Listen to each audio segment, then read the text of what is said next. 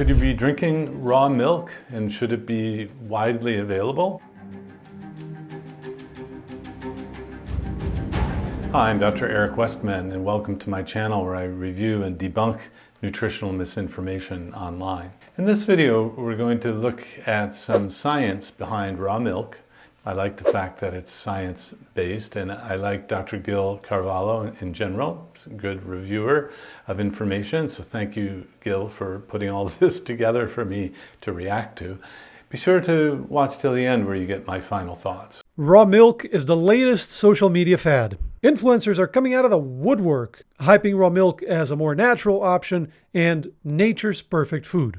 But is there any science behind these ideas, or is it just influencers doing their thing? I went over the most common claims about raw milk on the internet, and I put them to the test by comparing them to the available scientific evidence. The main concern with raw milk is contamination with bacteria, which can cause food poisoning. This is exactly why we started heating milk before it's sold and consumed. This process is called pasteurization, after the famous French scientist Louis Pasteur, and it's designed to neutralize human pathogens in milk. In some studies, up to a third of raw milk samples were contaminated with pathogens, and that includes milk from animals that look perfectly healthy. And symptoms of food poisoning can vary a lot. The most common symptoms are nausea, vomiting, and diarrhea. In some people, food poisoning can be quite mild, even asymptomatic sometimes, whereas in other cases, it can lead to severe complications like septicemia, meningitis, or encephalitis. So why are some people running the risk? What's the upside here? I want to thank our friends at Element for sponsoring today's video. Element has a great mixture of sodium, potassium, and magnesium, everything you need on a keto diet. But specifically, this raw, unflavored version, which is labeled with a blue, teal-colored banner. This teal-colored, raw, unflavored version does not contain stevia, sugar, or any additives except a science-backed mix of 3 electrolytes our bodies need in quantities that have been already measured out for you. This is great for a keto diet, but most important thing is that it tastes great. As you know, electrolytes are really important, especially if you're following a keto or a carnivore diet. Element is offering you a free sample pack with any order. That's 8 single-serving packages, free with any order. That's a great way to try it out and to share Element with a friend. Get yours at drinklmnt.com/Eric Westman. This offer is only available at my link, drinklmnt.com/Eric Westman. You'll find that in the description below. Thank you, Element, for sponsoring this video. Yeah, well, that's a great review of the history of how we got to pasteurization. And there are a lot of things that are kind of being reconsidered today. The idea that everyone should be vaccinated and certain types of vaccines, and the history is important because times may have changed, right? What if today there wasn't a raw milk concern like there was when Louis Pasteur figured it out, right? So times can change, and then the availability can change. One thing that's I think a big deal today in the U.S. is that there are people who live in big populations of the cities and suburban areas where there's a higher risk of contaminations, and if you're out in the countryside and you're where the milk came from, for example, you would say that raw milk is great, and it's never been a problem for you. And now you can talk about any disease that occurs more in urban areas. Cholera is one of the classic stories of public health, where there was an outbreak of this GI disease, and it came from this pump, the Broad Street pump, and where the water was coming out. So the handle was taken off, and the disease went away. So often you don't need randomized trials. So maybe we need a randomized trial of raw milk versus pasteurized milk. Well, if you start with people, 100 people, 1,000 people, you may need 50,000 people to find drug-like effects. That's typically how many people are in a cholesterol trial, for example, 40,000 people, because the effect size they're looking for is so small.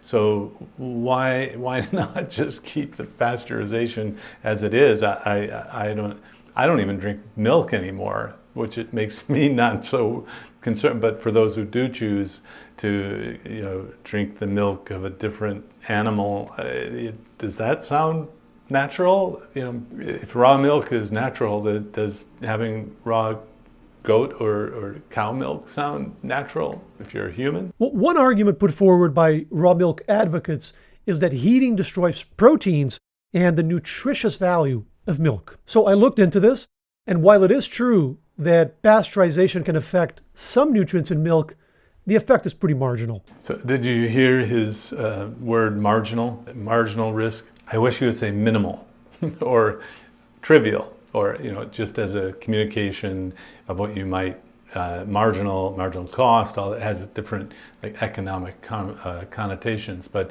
so that's a great question. Okay, it reduces the protein. Well, how much? And if it's a trivial, now you're getting into other videos that I've done, right, where there's an effect. Well, how big is the effect?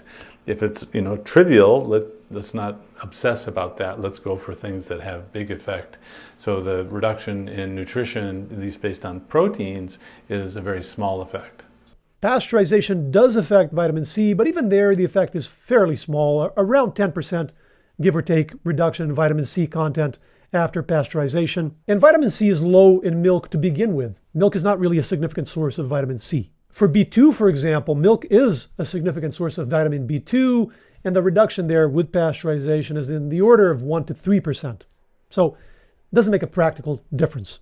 Well, and I'm assuming you're eating other foods so that this wouldn't be the whole source of your nutrition for the day, milk or raw milk. Another idea is that raw milk is better for people who have lactose intolerance. So lactose is the main carbohydrate in milk, and it's broken down in our body by an enzyme called lactase. And some people can't produce lactase, so lactose can't be digested, which causes bloating, pain, and gas. So that's what we call lactose intolerance.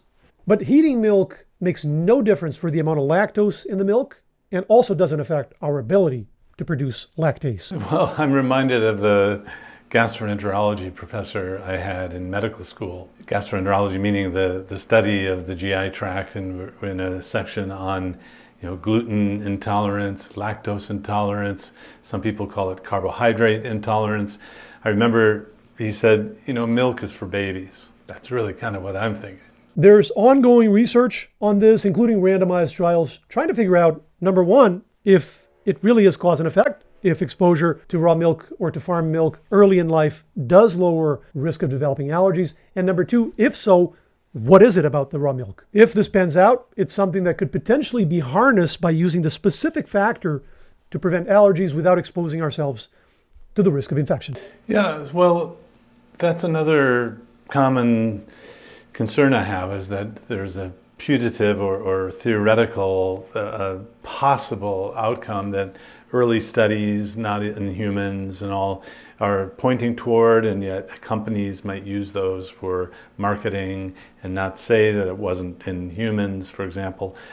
I'm like Dr. Carvalho, where just wait for the studies to come out. Oh, well, there'll never be studies. Well, then it's really your risk-benefit ratio here. I, again, as a non-milk drinker, kind of look at this as, my goodness, and my patients who insist upon having milk, I wonder if it's a trigger food for, I know it is a trigger food for some people, and that they just can't stop having it. Although on a low carb diet at first, we transition people off the carbs or off the cereal, so the behavioral combination of cereal and milk is kind of stopped right at the get-go. But the idea that you would actually take lactose pills or lactase pills so that you could have lactose reminds me of the people who wanted to smoke and take vitamin C to prevent the risk of smoking from the cancer causing tobacco, but you could just stop the tobacco, but addiction plays a role there, and often people don't even know or can't believe they're addicted. So milk has some issues The raw milk fad is a typical example of what we call a naturalistic fallacy.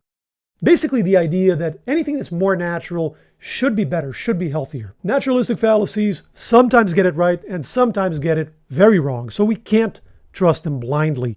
They're not really critical thinking, they're basically storytelling. As a review of the scientific literature concluded, raw milk is not inherently safe and it carries significant food poisoning risk. Media claims were shown to be myths. Pasteurized milk has an excellent food safety record. Personally, I don't consume any milk, cow or plant milks, just personal preference. But if I was going to consume some cow milk, it would definitely be the pasteurized kind based on the evidence I've seen.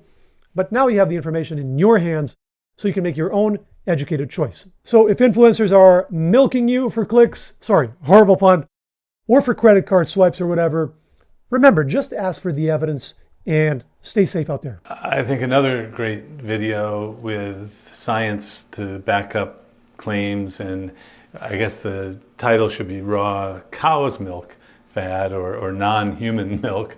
I think it's assumed that raw human milk is fine, and actually breastfeeding is a whole nother issue.